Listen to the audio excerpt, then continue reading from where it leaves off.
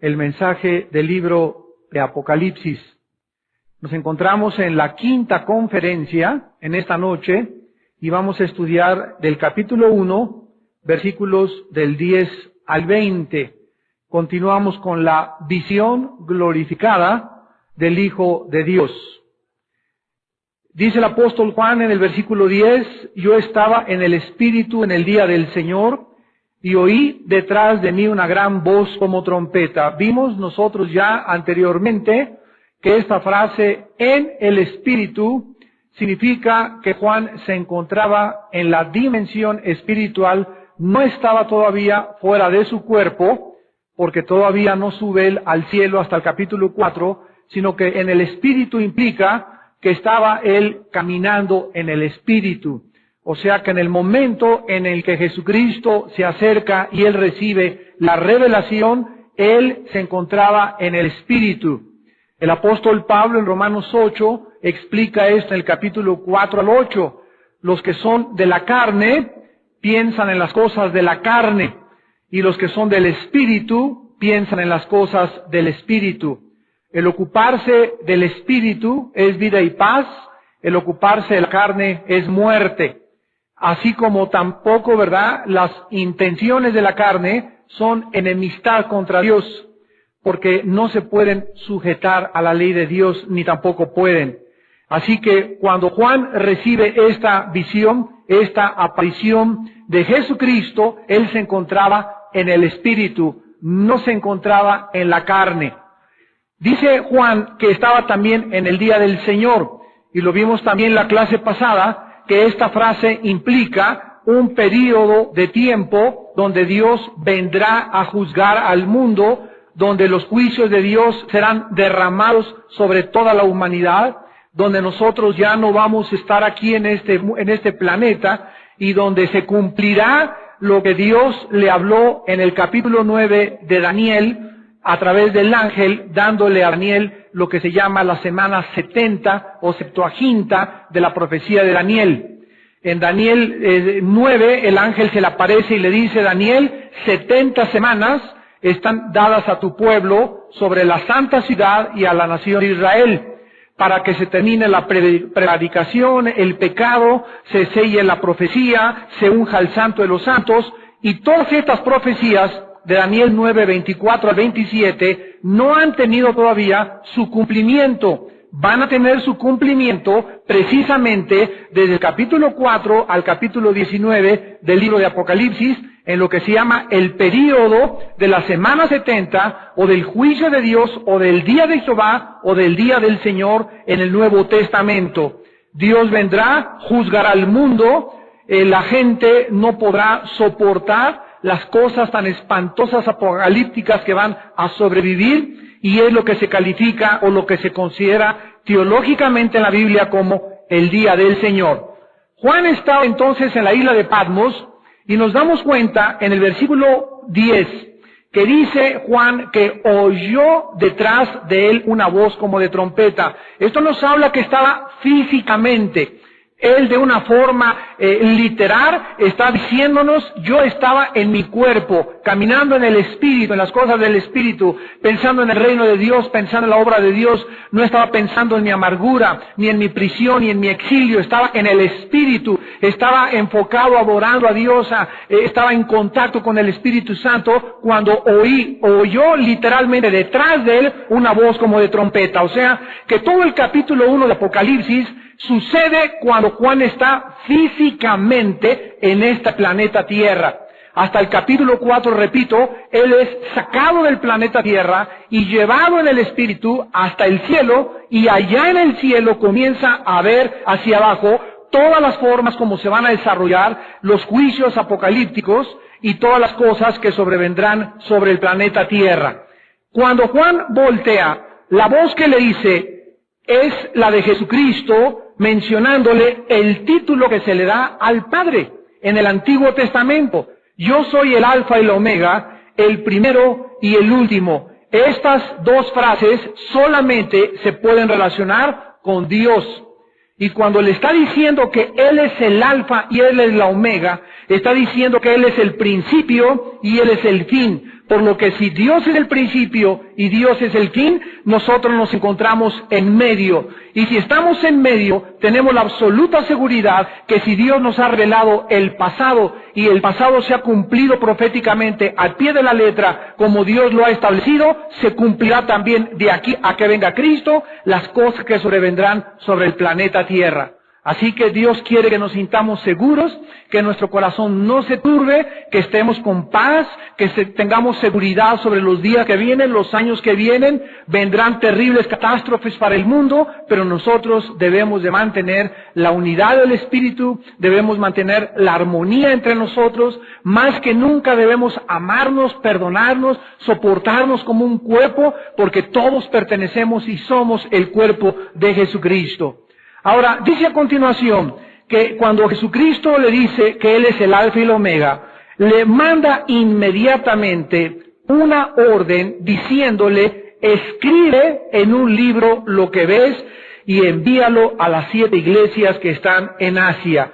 Este mensaje que Juan recibía no era una aparición para él, no era una visión personal, no era un mensaje solamente para el apóstol Juan, sino para 7 iglesias que estaban repartidas y localizadas geográficamente en lo que actualmente se conoce como el Asia Menor. Y este mensaje que Jesucristo le da a Juan para que Juan lo escribiera y lo mandara a las 7 iglesias es con el propósito de que todas esas iglesias fueran fortalecidas en la fe y estuviesen preparadas en aquel tiempo para el día de su muerte y nosotros para la venida de Jesucristo. Como lo dijimos hace algunos días, es maravilloso saber que Jesucristo le manda a 5 iglesias la orden de arrepiéntanse. O sea que las últimas palabras del Hijo de Dios a la iglesia son de arrepentimiento. Otra iglesia, la Odisea, ni siquiera existe una palabra de aprobación para ellos. ¿Por qué está interesado Jesús en que nosotros, porque estos mensajes a las 7 iglesias se aplican a todas las iglesias de toda la historia y a la iglesia individual de cada uno de nosotros actualmente en el mundo? ¿Por qué está tan interesado Cristo en que nos arrepintamos?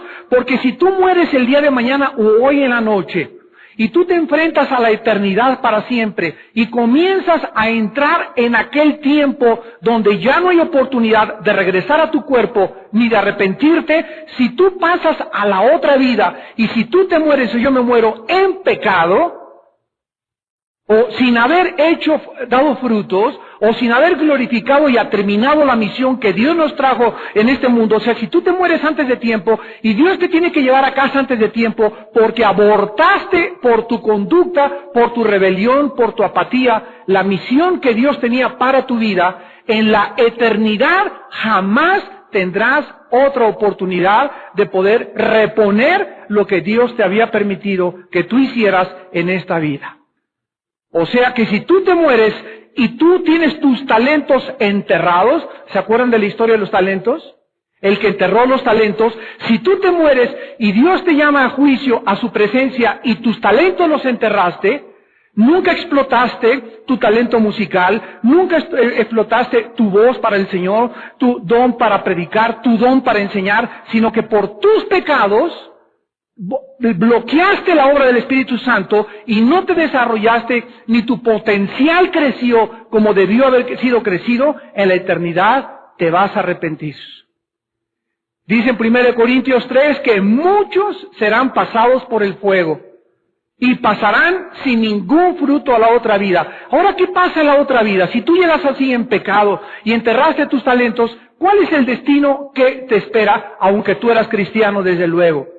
El destino que te espera, la Biblia lo dice claramente. En la otra vida habrá posiciones, habrá tronos, habrá naciones. Otra vez el mundo se organizará como está ahorita en naciones. La Biblia habla de naciones organizadas con gobernantes, con el centro de las Naciones Unidas en la ciudad de Jerusalén, con David como el vicerregente junto con Jesucristo, y todas las posiciones de autoridad en este mundo, en la Nueva Jerusalén y en las galaxias que tal vez algún día gobernemos, estarán en relación con tu fidelidad en esta vida.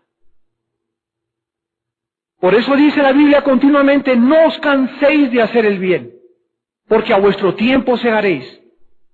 Hermanos míos, estad firmes y constantes, sabiendo que vuestra obra en el Señor no es en vano. Vale la pena un vaso de agua que le des a alguien por Cristo. Vale la pena cada vez santificarte más. Vale la pena purificarte cada vez más. ¿Por qué? Porque nuestra vida se está acabando rápidamente. Y los segundos que perdí ayer, y lo que no hice anoche, y lo que hice o lo dejé de hacer, jamás lo vuelvo a recobrar. Lo que lo hice para bien, se me amontonará y se me guardará y se me acumulará en el cielo. El tiempo desperdiciado nunca me podrá alcanzar, ni lo podré tampoco equilibrar. Dios quiere que nosotros sepamos esto. Estas iglesias representan a las iglesias de todos los tiempos. El número 7 implica perfección o totalidad. Entonces, cuando hablamos de los 7 espíritus de Dios, no significa que son 7 espíritus de Dios, porque Dios es uno. Shema Yisrael, Adonai Eloheinu, Adonai Echad, Deuteronomio 6, 4 al 7. Oye Israel, el Señor tu Dios uno es. Significa las 7 manifestaciones que vamos a ver después del Espíritu Santo. Cuando habla de 7 iglesias, había más de 7 iglesias en el Asia, en este tiempo histórica y geográficamente, pero el 7 representa la perfección y la totalidad de todas las iglesias de todos los tiempos en el cuerpo de Jesucristo. Entonces, cuando estamos hablando de 7 en Apocalipsis, estamos hablando de lo que implica perfección y santidad. Les voy a dar a continuación el significado y el nombre de cada iglesia. La deseada. Dios anhelaba que esta iglesia regresara a Él. Dios nos muestra cuánto nos anhela. Dios te dice en esta noche, mi espíritu te desea. Y cuando un cristiano se aleja de Dios, Dios está en su corazón deseando que tú regreses en esta hora que estás escuchando estas palabras a Él. Porque Dios sabe que mientras más te alejes de Él, más vas a sufrir. Y por eso Éfeso, como lo vamos a ver, fue una iglesia que se envolvió en actividades y en miles de cosas, pero fue una iglesia que se fue alejando de Dios y perdieron su primer amor. Dios la deseaba que regresara a ella. Después veremos un mensaje. Esmirna significa mirra, y es el olor agradable de los mártires. Veamos a ver cómo esta iglesia, ¿verdad? Por la persecución y lo que sufrió, no hay una sola palabra en su contra. Pérgamo significa casamiento.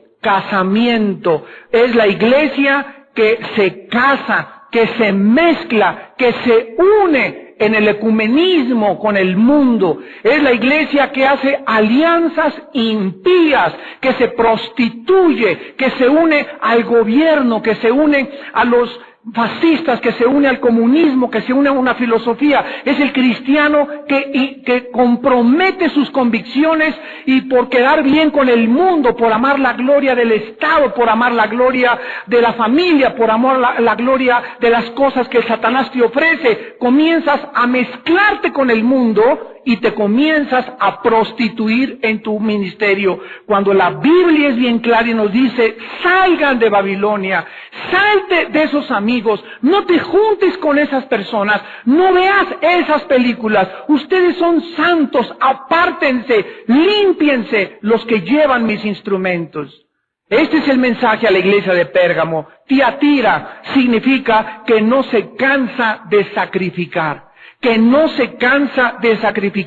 Esta es la iglesia donde se introduce el paganismo a la iglesia, donde entran a la iglesia tradiciones que no están en la Biblia, donde entran a la iglesia herejías y iglesias que permiten entrar a su servicio, a su culto, herejías, tradiciones de hombres, cosas de hombres, cosas que rituales, ceremonialismos que no existen en la palabra de Dios, y que cayeron en el legalismo, cayeron, ¿verdad?, en una actitud donde solamente estaban viendo la obra y pues que las mujeres se pongan el vestido largo y ni una gota de pintura y ningún arete, hijos del Talibán, dice la palabra de Dios.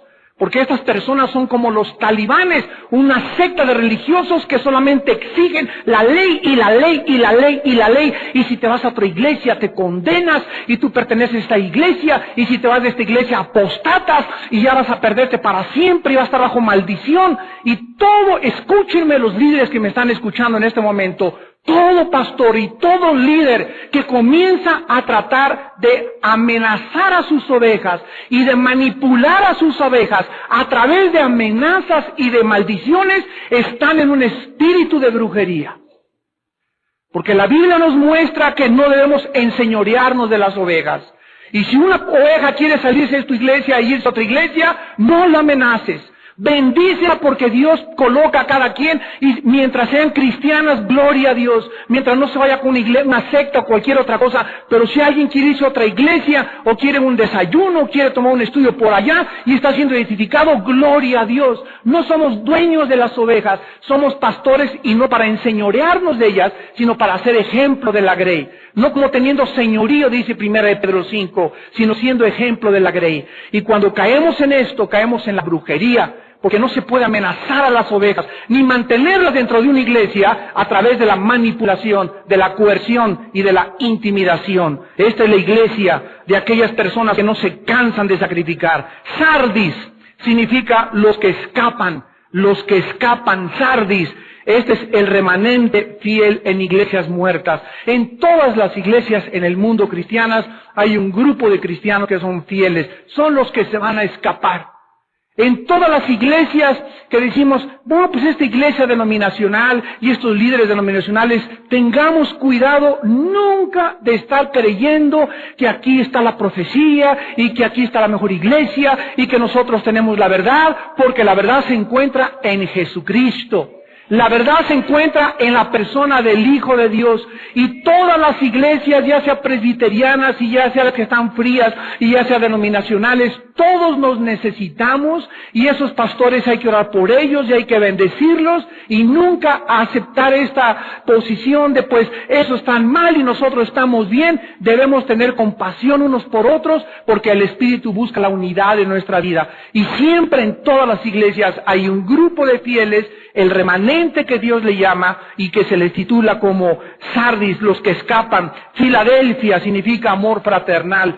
Filadelfia, amor fraternal. Esta es una iglesia que mantiene el amor entre los congregantes. Es una iglesia donde se mantienen calientitos, tibios. Es una iglesia donde unos a otros se preocupan. Es una iglesia donde la gente no llega a buscar a que me amen, a que me tengan misericordia. Es una iglesia donde la gente va a amar, a buscar a quien darle misericordia, a quien entregarse. Es una iglesia donde no esperan ser bendecidos. Es una iglesia que quiere bendecir a los demás. Esta es la iglesia de Filadelfia. En séptimo lugar, la iglesia de la Odisea significa juicio del pueblo. Juicio del pueblo. Esta es una iglesia tibia a punto de ser juzgada.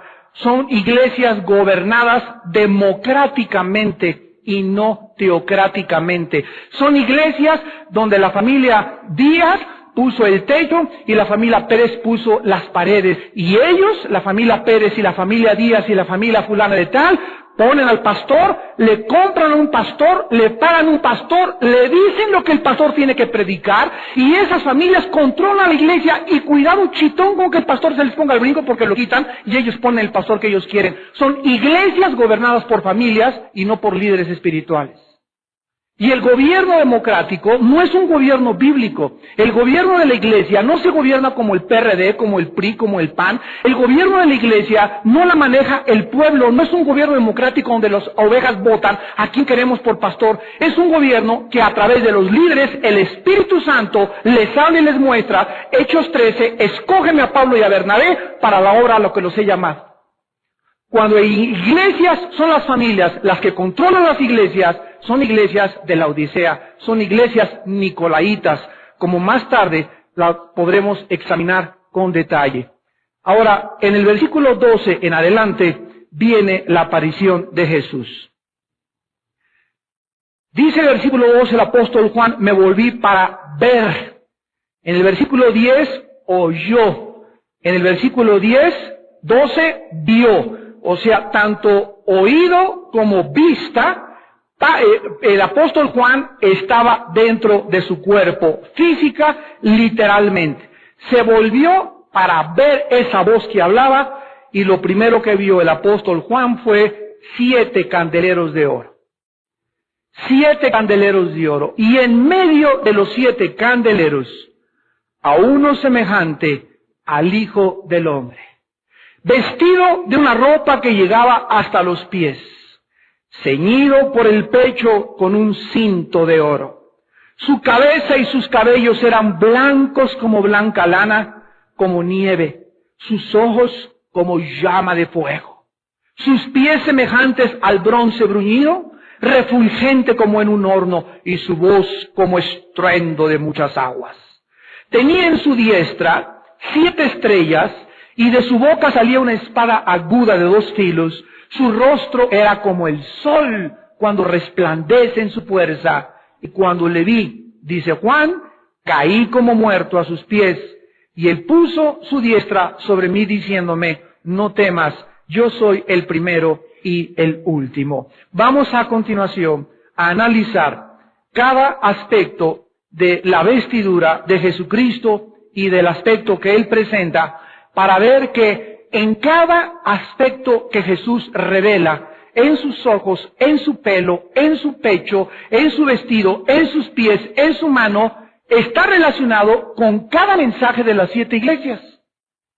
Rápidamente, por ejemplo, en el capítulo 2 de Éfeso, de Apocalipsis, capítulo 2, escribe al ángel de la iglesia en Éfeso, el que tiene las 7 estrellas y anda en medio de los 7 candeleros de oro. O sea, a cada mensaje que Cristo le da a cada iglesia, se asocia una parte de la visión con que Juan lo vio glorificado. ¿Me van siguiendo? Entonces, cada aspecto que vamos ahorita a estudiar está relacionado con cada una de las iglesias. Por lo que cada aspecto de Cristo está asociado o con la reprobación o con la aprobación que Cristo le quiere dar a cada una de las iglesias. En primer lugar, dice la Biblia que el aspecto que Jesús tenía era semejante al Hijo del Hombre. Aquí Cristo, en medio de los 7 candeleros, es visto en el centro, y su aspecto era como un hijo del hombre, o sea, como un ser humano. Número 1, ¿por qué Jesús está en el centro de los 7 candeleros? Vamos a ver que los 7 candeleros representan la iglesia, porque Jesucristo debe ser el centro de toda nuestra adoración, de todas nuestras actividades, de toda nuestra alabanza, de todo nuestro compromiso, de todo nuestro enamoramiento. Él es el todo en todo y sobre todos. Hace algún tiempo estaba yo en una conferencia y estaba alguna persona hablando acerca de el mover del Espíritu Santo, y se atrevió a decir esta persona, pues es que el Espíritu Santo debemos de adorarlo y debemos de exaltarlo porque es el Espíritu Santo y debemos de concentrarnos en él. Entonces agarré una tarjetita y le escribí, le dije, mi querido hermano, con todo el respeto que te mereces y en el amor de Jesús, en Colosenses capítulo 2 dice la Biblia, para que Cristo tenga en todo la preeminencia. En Apocalipsis Él se muestra como el centro de la iglesia, y la Biblia dice en Juan 14 y en Juan 16 que cuando el Espíritu Santo viniera, el Espíritu Santo levantaría a Jesús. No Jesús al Espíritu Santo, sino el Espíritu Santo a Jesús. Por lo tanto, ni siquiera, escúchenme bien, el Espíritu Santo tiene la preeminencia que tiene Jesús. Al Padre le agradó que fuera el Hijo el que fuera levantado. El Espíritu Santo nos guía a nosotros a adorar a Jesús. Y cuando estamos en el Espíritu, Él nos va a guiar a darle al Hijo de Dios el poder, la gloria, la honra, la sabiduría y el imperio por los siglos de los siglos, para que siempre sea Jesús el centro de toda nuestra adoración. No el Espíritu Santo, el Hijo de Dios. Y tenemos nosotros que recibir y aceptar este orden de Dios. Gloria a Dios por el Espíritu Santo, sin Él no podríamos conocer, no podríamos ser guiados a la verdad, pero es un ministerio. Pero el Espíritu Santo, cuando guía a un cristiano, a una iglesia, a la adoración, siempre es para que sea la persona de Jesús la que sea exaltada. Y nunca, nunca, nunca Jesús comparte su gloria con ningún ser humano. Cuando algún predicador, alguna persona de la danza, de panderos, de trompetas, de banderas, edecán, seguridad, de cualquier ministerio quiere él destacar, inmediatamente Cristo lo va a aplastar. Y te va a humillar, tarde o temprano, porque Dios no quiere que nadie destaque, ni que nadie sea la estrella del show, ni que nadie sea el que reciba la gloria, sino solo la persona de Jesús. Y debemos siempre mantener esto en nuestro corazón. Dice en segundo lugar que Él era semejante al Hijo del Hombre. Vean ustedes en el libro de Daniel, capítulo 7, versículo 13, que este término, el Hijo del Hombre, se le da también a Jesucristo, Daniel 7, versículo 13. Miraba yo en la visión de la noche, escribe Daniel, y he aquí con las nubes del cielo venía uno como un hijo de hombre, que vino hasta el anciano de días y le hicieron acercarse delante de él. Lo que Daniel ve, 650 años antes de que Cristo muriera en la cruz. Daniel fue escrito 650 años antes de que Cristo muriera en la cruz. Lo que Daniel vio 650 años después es lo que Juan vio en Apocalipsis 5, cuando Dios tiene un libro en sus manos. Y vean ustedes que en Apocalipsis 4 y 5, esto es sorprendente, pero no se lo voy a decir todavía. En Apocalipsis 4 y 5, Cristo no se encuentra sentado a la diestra del Padre. Y lo puedes buscar como tú quieras. Antes de Apocalipsis dice la Biblia que cuando Jesús ascendió a los cielos, ¿qué cosa? Ascendió y se sentó a la diestra del Padre. Y vamos a Apocalipsis 4 y 5 y no está sentado a la diestra del Padre. Aparecen 24 tronos alrededor del Padre. Y 4 seres vivientes, los vamos a analizar con detalle, y los 24 ancianos, y la adoración de todos los seres en el cielo, y dándole gloria a Dios, y en eso saca un libro, el Padre sentado en su trono, y comienza el capítulo 5 a gritar, ¿quién es digno? ¿Quién es digno? No hay nadie, ni vírgenes, ni santos, ni papas, ni nadie, ni Martín Lutero, ni Moisés, ni Santa Casandra, ni Santo Niño de Atoche, no hay nadie absolutamente digno en toda la creación de Dios, a quien Dios le puede entregar el juicio del universo.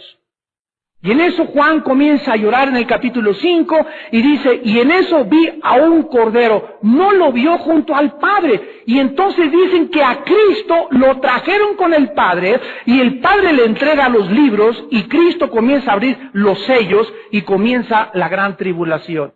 Los 4 caballos del Apocalipsis, en el capítulo 6 de Apocalipsis. ¿Por qué Cristo no está sentado a la diestra del Padre, sino que se encuentra en otra posición? Recuerden ustedes que la Biblia dice, y estará sentado hasta que sus enemigos sean puestos por estrado de sus pies.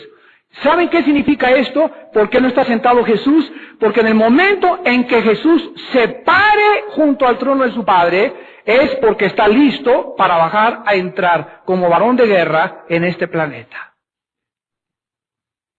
Gloria a Dios, bendito sea el nombre de Jesús.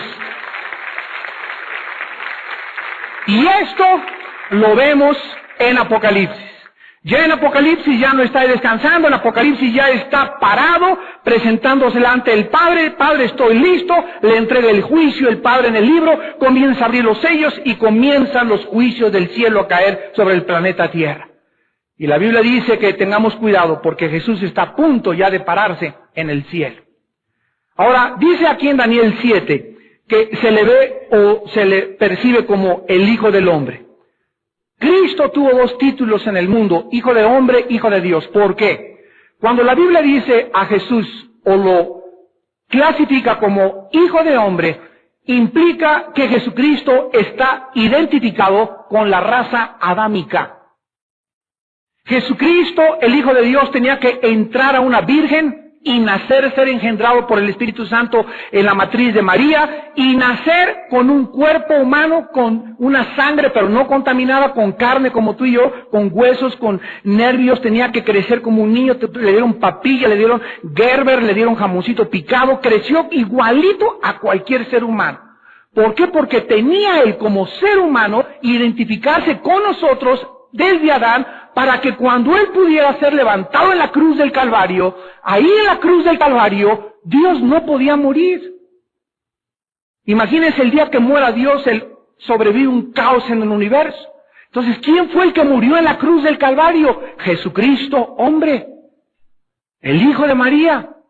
Dios no tiene sangre, y la sangre que salió del cuerpo de Cristo era sangre humana de Jesús incontaminada. Entonces el que moría en la cruz tenía que ser un hombre, pero al mismo tiempo tenía que ser Dios.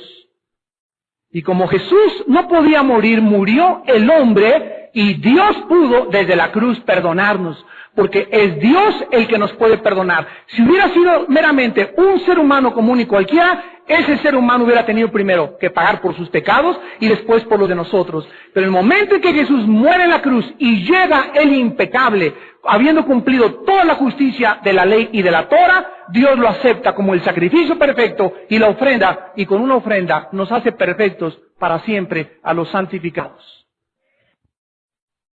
Esta es la razón por la cual se le da el título de Hijo del Hombre e Hijo de Dios, porque Cristo era 100% humano y era 100% divino.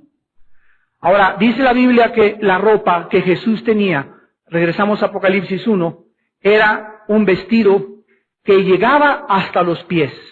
Si ustedes leen Éxodo 28:4, Éxodo 39:29, podremos descubrir que estas vestiduras, desde arriba hasta abajo, eran los vestidos típicos de los sacerdotes que ministraban en el tabernáculo, de los profetas, Zacarías 3:4, y de los reyes y de los príncipes, 1 Samuel 24, versículo 5 y versículo 12. Cuando Jesucristo es representado con esta ropa que le llega hasta los pies, está el Espíritu Santo mostrándonos que Jesucristo está representando los tres oficios a través de los cuales actualmente nos está ministrando. Jesucristo es Rey, Jesucristo es sacerdote y Jesucristo es profeta. En primer lugar, como profeta nos declara la palabra de Dios. La palabra profetizar no significa siempre hablar el futuro, sino hablar de acuerdo a lo que está escrito en la palabra. Si yo tomo ahorita la palabra y les digo gracia y paz sean ustedes de Jesucristo, les estoy, ¿qué cosa? Profetizando, porque les estoy hablando los oráculos de Dios. Jesucristo bajó del cielo y dijo, mis palabras que yo les hablo no son palabras comunes y corrientes. Mis palabras llevan el poder del Espíritu de mi Padre. Mis palabras son Espíritu, y mis palabras cuando las hablo, ustedes no las ven, tuvieran unos lentes especiales de rayos X, verían cómo viajan por las ondas, y mis palabras son Espíritu y son vida. O sea que las palabras de Jesús entran a lo más íntimo de nuestro hombre interior. Y estas palabras de Jesús que están en la Biblia son lo que alimenta, lo que fortalece, lo que me vivifica, lo que me sostiene, lo que lleva a cabo su obra dentro de mí. Es la palabra de Dios, mi vida, mi alimento, mi sostén y mi fortaleza.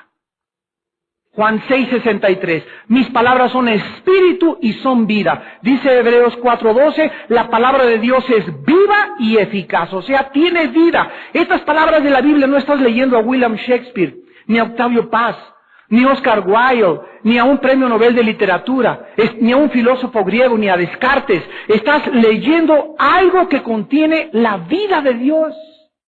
Por eso cuando vienes en la mañana y tienes el bendito hábito de alimentarte con la palabra y la lees, sin que tú sepas, al estar leyendo, esto entra dentro de ti. Y es como un agua a una planta dentro de nosotros, a una semilla que la estás regando y la estás regando. Y pasan los meses y te vas a sentir más fuerte y más fuerte y más fuerte. Y no vas a llegar, hermano, yo quisiera tener su fe. Ay, hermano, tengo muchos problemas y no puedo dejar el cigarro y no puedo dejar aquello. ¿De dónde viene tu debilidad espiritual? De que no te alimentas. de que esto no ha sido hecho vida en tu vida. Aún no has descubierto el poder que tiene la palabra de Dios. Cuando ya es hora que deberías de estar todos los días memorizándola, 3, 4 versículos y guardándolos, y orando y meditando y pensando en ella. Tú guardarás, dice Isaías 26:3, en completa paz, aquel cuyo pensamiento persevera en ti. ¿Cuál es el resultado? Dios nos da vida, nos da fortaleza y nos da mucha paz. Mucha paz tienen, dicen los salmos, los que guardan tu palabra. La paz no viene de un chocho, de un Ecuanil, ni un Prozac, ni tampoco un taco de tequila, ni un taco de aquel. La paz viene de mi comunión, de mi relación, de que mi pensamiento, mi mente está continuamente ocupándose de las cosas del reino de Dios, de vivir y caminar en el Espíritu. Como sacerdote, dice Hebreos 4:14, vive para interceder por nosotros. Llega Cristo y le dice a Pedro, Pedro, Satanás ha pedido permiso para zarandearte como al trigo. Te va a dar una revolcada tremenda. Pedro no sabía ni de qué está hablando Jesús. Pero yo he pedido, yo he rogado que tu fe no falte. Nunca Jesús vino con Judas y le dijo, Juditas, Satanás se te va a meter hasta los juanetes. Pero yo he pedido por ti. ¿Por qué Jesús viene con Pedro y le dice, viene a atacarte el diablo, y a Judas no le dice nada? Porque Judas es calificado en Juan 17 como el hijo de perdición. Judas nunca fue salvo. Judas no perdió la salvación, nunca tuvo la salvación. Anduvo con Cristo, desayunó con Cristo, caminó con Cristo, cenó con Cristo, viajó con Cristo, y nunca tuvo la salvación ni la vida eterna, y nunca quiso entregarle su vida ni su corazón a Jesús. Pero aquellos que le han entregado su vida a Jesucristo, Él nos promete, como lo hizo con Pedro, que aunque el diablo venga como un río, Dios levantará bandera desde el cielo contra él, y ningún arma forjada contra mí prosperará, y él será siempre mi escudo, y cuando caiga desanimado, y cuando esté desconsolado, y cuando ya no tenga ganas de vivir, Dios actuará, y me levantará como las águilas, y me dará nuevas fuerzas para que siga viviendo para él, porque soy su hijo.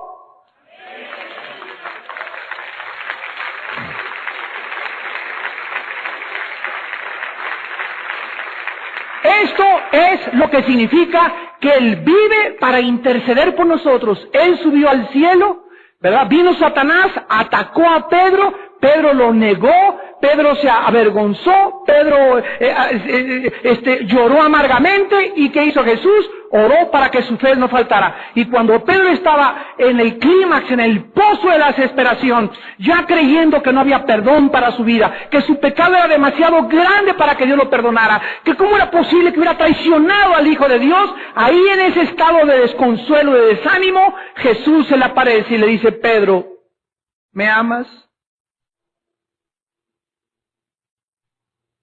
¿Me amas? Pedro, sí, Señor, ¿cómo no te voy a amar? Apacienta mis ovejas. Pedro, ¿me amas? Señor, sí te amo, apacienta mis ovejas. Pedro, ¿me amas? Sí, Señor, apacienta mis ovejas.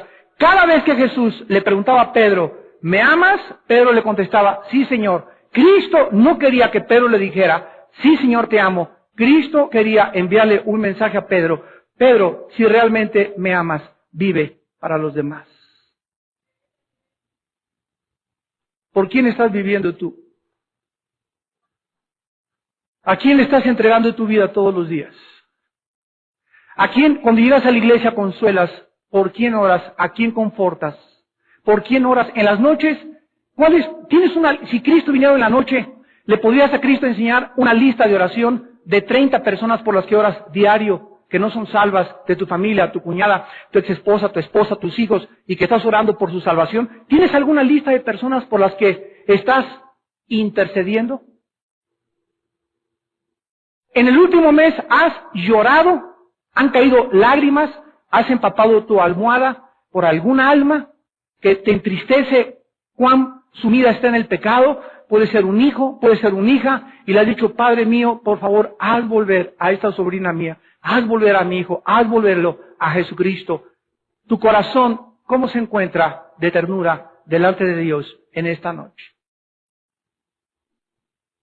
No me digas, Señor, Señor, haz mi voluntad. ¿Y cuál es mi voluntad? Que os améis unos a otros como yo los he amado. Pedro fue restaurado y se convirtió en uno de los apóstoles más grandes. Se le entregaron las llaves del reino de Dios, en el sentido que en Pentecostés él fue el primero que abrió el evangelio y las puertas del reino con el primer mensaje en el día de Pentecostés. El apóstol Pedro, que días antes había traicionado y cometido alta traición contra su maestro.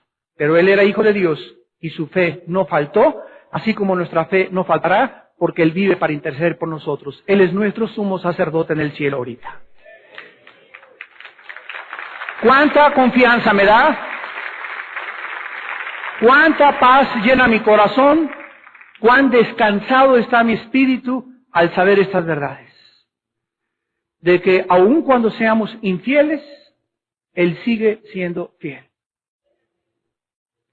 Y en tercer lugar, como rey, vive para gobernar sobre todo el universo. Dice en Apocalipsis 19, versículo 16, y en su vestidura y en su muslo tiene escrito este nombre, Rey de Reyes y Señor de Señores. No es el PAN el que puso al presidente Fox. No fueron los partidos de republicanos los que pusieron al presidente Bush. No fueron los cubanos ni el golpe de Estado Batista en el 60 los que pusieron a Fidel Castro. No es el presidente Lula en el Brasil el que puso el populismo y el partido de izquierda en el Brasil. Dios, dice la Biblia, se encuentra detrás de todos los sucesos del mundo. Y aunque nosotros veamos algunas cosas que entran y que parecen incongruentes ante nuestro juicio, como por ejemplo Nabucodonosor, año 685, entrando a la ciudad de Jerusalén y destruyendo Jerusalén, el Espíritu Santo es muy detallista para dejarnos claro. Daniel 1, versículo 1 y versículo 2. Y Nabucodonosor entró porque Dios lo envió. Detrás de la invasión de Nabucodonosor contra Jerusalén se encontraba el plan de Dios. Cuando Ciro, el rey de Persia, el libro de Esdras, comenzó a mandar un edicto para que se reconstruyera y regresaran los judíos a través de Zorobabel a reconstruir Jerusalén, dice la Biblia, el Espíritu de Dios despertó el espíritu del rey de Persia. Dios se encuentra de todas las cosas que suceden en el mundo. Hay cosas, por ejemplo, que Dios le da a un presidente y dice, yo te puse aquí, mas las cosas malas que hace un presidente, como en el caso de Nabucodonosor, que se aprovechó, él será juzgado. Pero Dios permite en su voluntad permisiva que muchas cosas suceden, porque esas cosas que redundan para el bien de los malos y que creemos que para nosotros nos perjudican, es lo contrario. Todas las cosas contribuyen para nuestro bien. Esta es la sabiduría de Dios. Y tus pensamientos no son los pensamientos de Dios. Y así como Dios permitió que José, ya lo vimos, fuera vendido, fuera rechazado, fuera encarcelado, y parecía que todas las circunstancias adversas estaban en contra de él, y lejos de la familia, y aislado de todos, y aplastado de todos, formaba parte del plan de Dios. Reconócelo en todos tus caminos, y Él enderezará tus veredas. Ahora dice a continuación que también Jesucristo, versículo 13, capítulo 1 Apocalipsis, estaba ceñido por el pecho con un cinto de oro. Y el cinto de oro en Éxodo 28, 4, Éxodo 39, 29, era el cinto que usaban los sacerdotes levitas, que simboliza fuerza y autoridad. Fuerza y autoridad. Con la diferencia que el cinto de Cristo era de oro. El de los sacerdotes y de los levitas no era de oro, porque el oro simboliza en la Biblia la divinidad. Por ejemplo, el arca de la alianza, que era una cajita así, por dentro era madera y forrada con oro. La madera significa la humanidad, el oro la divinidad. Cuando Dios mandó hacer el arca, madera por dentro y forrada con oro, estaba dándonos un tipo, un símbolo, una ilustración de Cristo. Cristo sería por dentro humano, por afuera divino. Gloria a su nombre. Su cabeza y sus cabellos eran blancos como blanca lana, como la nieve. Regresamos otra vez a la visión de Daniel en el capítulo 7, ahora en el versículo 9. Y dice la Biblia en Daniel 7, 9, estuve mirando y fueron puestos tronos. Daniel, hermanos, está viendo Apocalipsis 20. Hay cantidad de visiones en el libro de Daniel que tienen su paralelo en el libro Apocalipsis, con la diferencia que Daniel los ve antes que el apóstol Juan, con 650 años de anticipación que el apóstol Juan. Estos tronos que Daniel está viendo en Daniel 7:9 son los de Apocalipsis 20, del 2 al 4.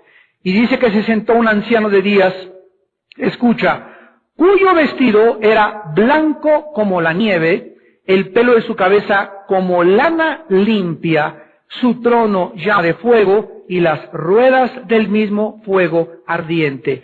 El aspecto de Cristo con su pelo blanco como la nieve es el aspecto del Padre en el libro de Daniel.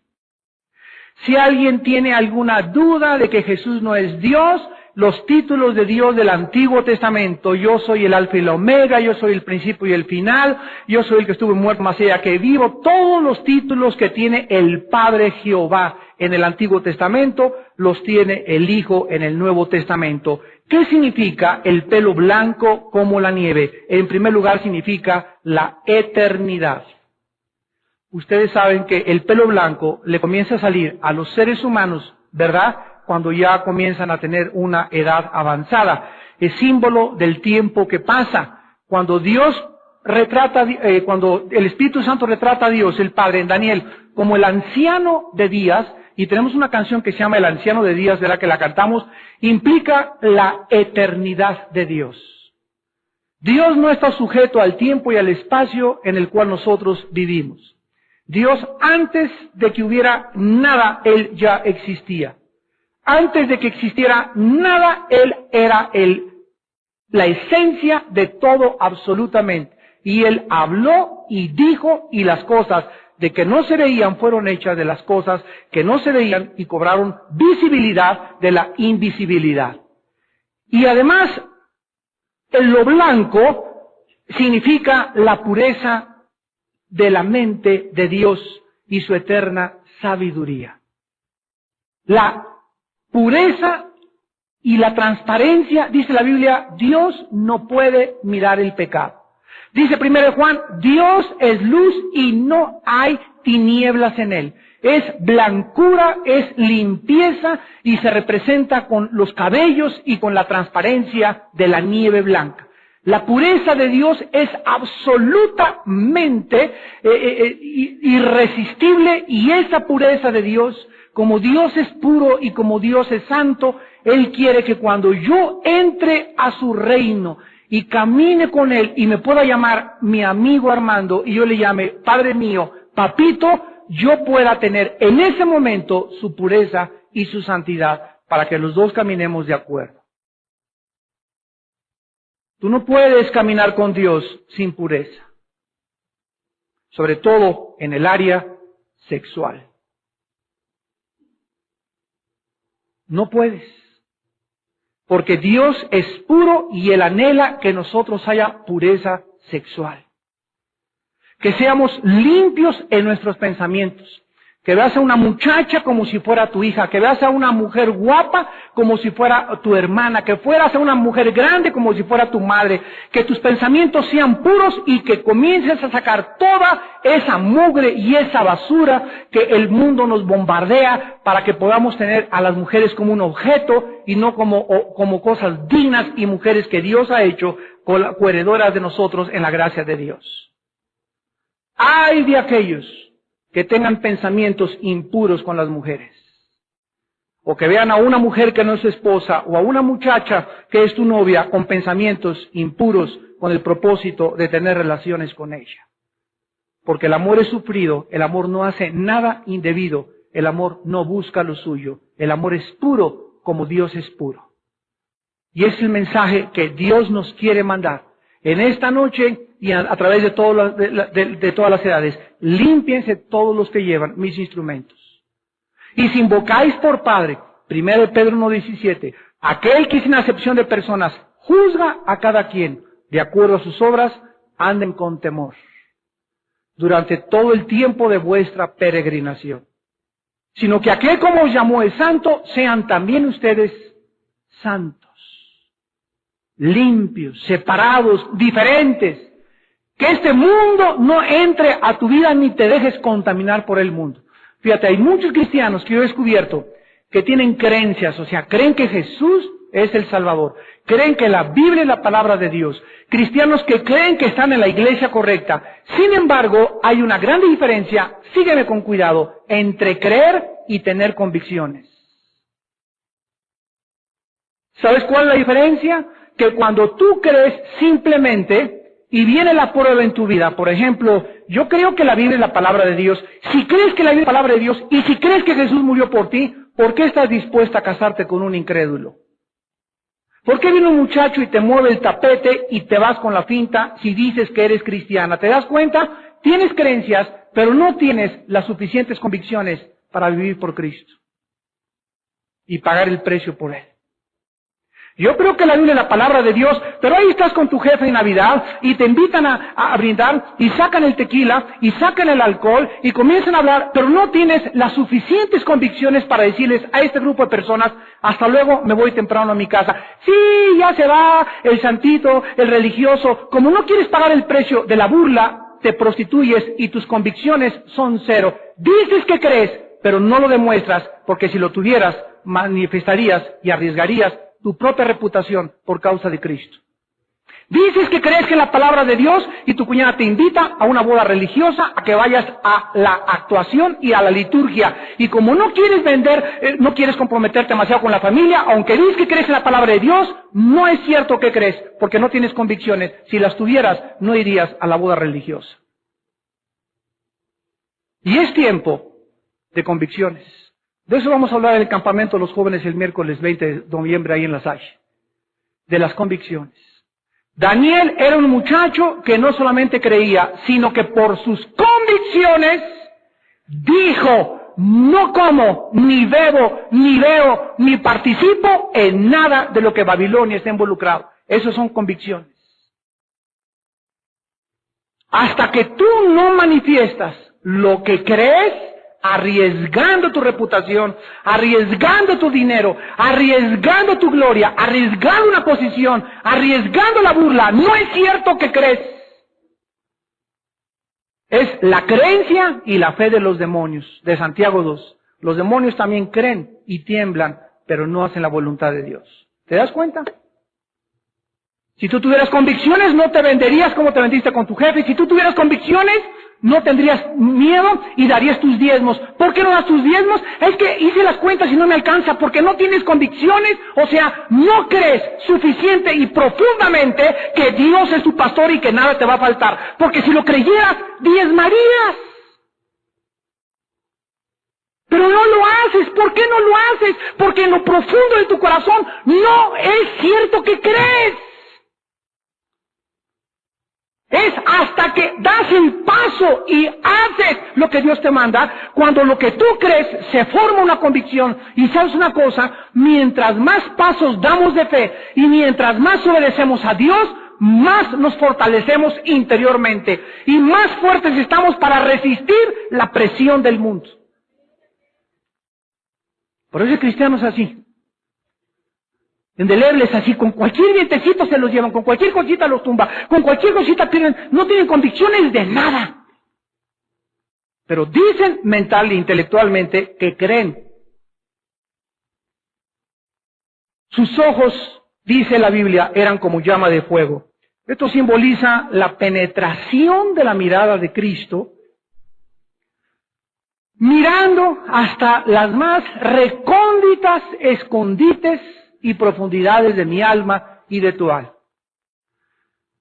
El Espíritu Santo le dijo a Jeremías en 17, 9 y 10, engañoso es el corazón más que todas las cosas. ¿Quién le conocerá? Este es el error de Sigmund Freud. Este es el error de la psiquiatría y es el error de la psicología. Cuando Sigmund Freud pisó los terrenos que le pertenecen a los consejeros cristianos y a los pastores cristianos, y la psicología entró dentro de la arena académica, pseudocientífica, a tratar de usurpar la consejería bíblica, el mundo se volteó y creyó y aceptó la idea de que una persona con problemas mentales y conducta normal tiene su raíz en un problema en la mente, en la psique. Y la Biblia, hace 2000 años, 1 Corintios 2, del 10 en adelante, ya nos decía, ¿quién de los hombres conoce las cosas del hombre, sino el espíritu del hombre que está dentro de él?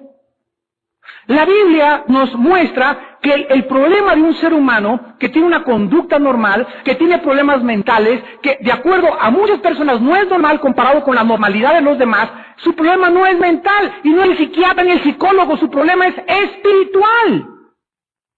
Trasciende, va mucho más allá el problema humano que la mente. Entonces un psicólogo y un psiquiatra, si no está lleno del Espíritu Santo y no es la Biblia la que usa en su consejería, te puede destruir todavía aún más. ¿Por qué? Porque la única forma en la que un psicólogo y un psiquiatra no cristiano tratan a las gentes, la única terapia que tienen son pastillas tranquilizantes.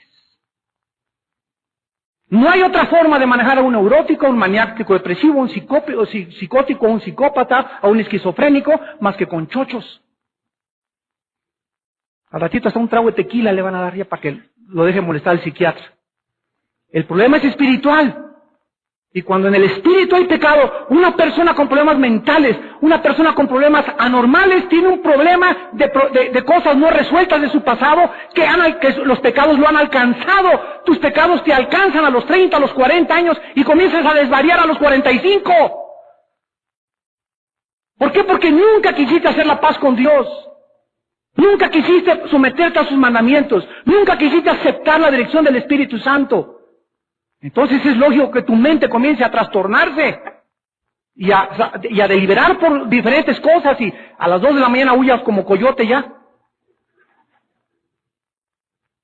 La Biblia dice que Cristo, en Jeremías 17:10, yo Jehová que escudriño la mente y el corazón. Esta noche podemos llegar, hincarnos junto a nuestra cama y decirle a Jesús, Jesús, aquí mi esposita que tengo a mi lado, mi esposito que tengo a mi lado, nunca, aunque pase 100 años con ella o con él, lo voy a acabar de conocer. Nunca entre nosotros nos acabaremos de conocer. Hay personas que en Estados Unidos y aquí en México que le traen a sus hijos a la señora Pompidou. ¿Qué cree señora Pompidou? Que su chamaquito de 17 años hizo mi pichililín, es incapaz de esas cosas, es capaz de eso y demás. El concepto que tenemos nosotros de la gente, mira, si tú ves una foto de Bin Laden, tiene una cara de borreguito a medio morir. Mira, podría ser la ilustración de Santo Tomás. No es cualquiera diría, el terrorista más grande del mundo. Oh, una mirada así. No, tiene una mirada así de gurú, ¿verdad? Así de una aparente paz y camina así tranquilo, ¿verdad? Y con su riflito y ti.